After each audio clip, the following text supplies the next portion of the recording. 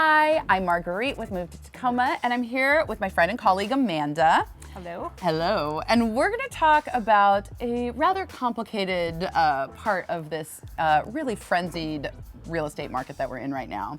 People call all the time and they're like, okay, I've owned my house for 5 or 6 years.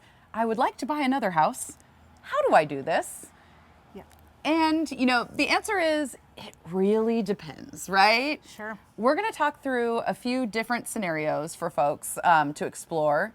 But just don't worry, like the agent that you hire is going to talk you through this and help you figure it out. But we'll just kind of explain some different ways that folks like you are listing, and you're listing your house, selling it, and buying another one. Right. And if you've done it before in the past, it's different now. Yeah, it's different. Everything about this market is different.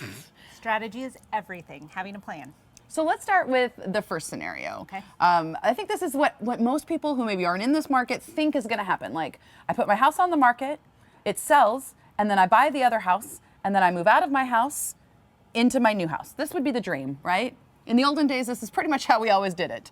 But now, you know, with things selling under multiple offers, with an inventory shortage, it can be challenging, even if you sell your house very quickly, to buy your next house. So what is your advice for folks who are going to be listing their house and buying another without any gap in between?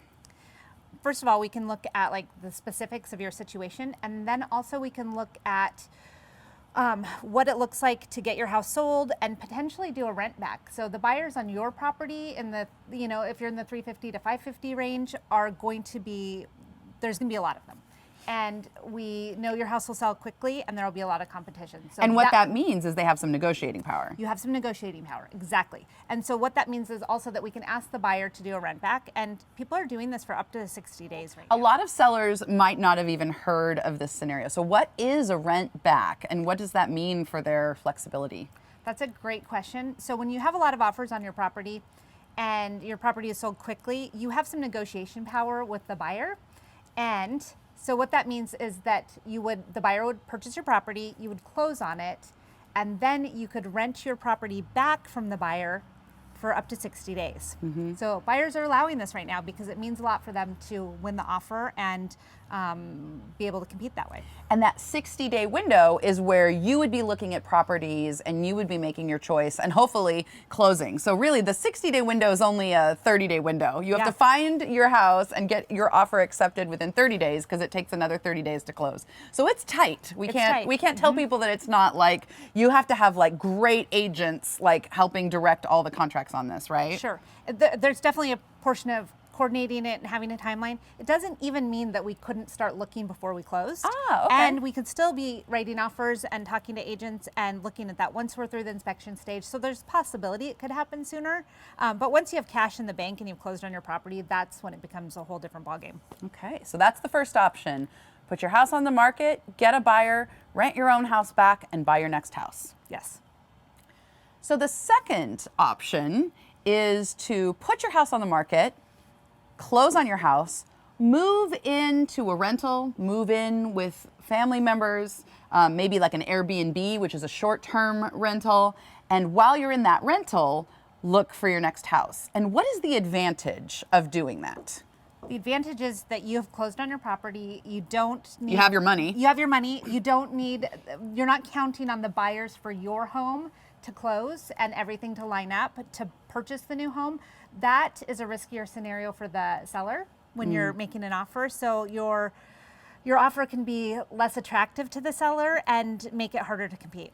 So in this scenario where you've closed on your house, you have your money in the bank, and you're flexible, I mean, obviously that gives you a lot of choice because now you can, if the next seller needs to rent back their house or they have, but you're like, yeah, I'm the buyer that's totally cool. Yeah. Like that's the big advantage in this market. When there are so many buyers and so many people can go the distance with down payments, like that's a way to separate yourself out from the crowd. Absolutely. Mm-hmm. Yep. Having it closed, not being contingent, whole different deal. And a lot of people are resistant to this option because they're like, oh my gosh, it's a double move. You know, I'm putting my stuff in storage maybe and staying in a furnished rental, or I'm moving in with my parents or something else. That does not sound very fun. And it's like, yeah, but it might be the difference in you getting your dream house or not getting your dream house, right? Right, and really taking advantage of what buyers are willing to do with your property. For clients who have been around the block a few times, who have listed and purchased property before, they might be being like, Marguerite, Amanda, why aren't you talking about contingent offers, right? That's how I did it last time. I just went out, found my house, made an offer contingent on the sale of my house, and it was no big deal. And like your face right now, Amanda, that is not how we do things in Tacoma in 2021. Like contingent offers are just, it is extraordinarily rare for a contingent offer to be accepted. So why? Why is that? That is because it's riskier for the seller to accept your offer. So your purchase of their home is contingent on the sale of your home. So if anything happens with your buyer's financing for your property, then that means that this seller can't close on their house and then their new house and down the road.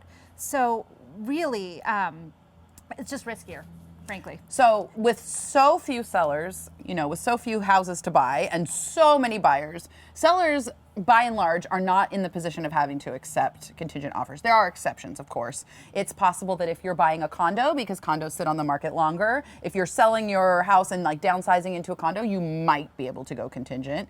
If you are selling in the under 750 range and buying something million plus, like a million plus house in this market still spends a little more time on the market. So there's a chance they might take your contingent offer. But if you are, selling your $400,000 house to buy a $600,000 house, you're probably not going to be able to go contingent.